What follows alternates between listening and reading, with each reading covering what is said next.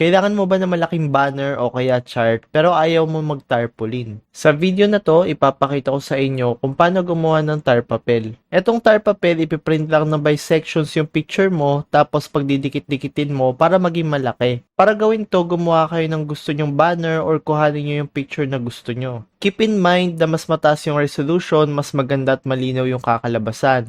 Pag mababa, pwede maging pixelated at malabo ang print. Next, buksan nyo yung Excel at pumunta kayo sa page layout. You only need to focus sa size at orientation. I-click nyo yung size at i-select yung size ng paper nyo. After that, sa orientation naman, just select kung portrait or landscape ba yung gusto nyong tar papel. Next, mag-zoom out kayo hanggang may makita kayong lines. Each lines ay nagre-represent sa isang paper. Pumunta kayo sa Insert, Pictures, Place Over Cells, This Device at hanapin yung banner or picture na gusto nyo i-print. Then, i-adjust nyo lang kung gaano nyo gusto kalaki. In my case, gusto ko sumakop siya ng 4 na paper. After that, hit Ctrl P at i-print yung image. After printing, buuin ang image at tanggalin yung sobrang margins. Then, pagdikit-dikitin. After finishing, makikita na napalaki na natin yung print. So, yun lang guys. Don't forget to like, comment, and subscribe. See you again next time.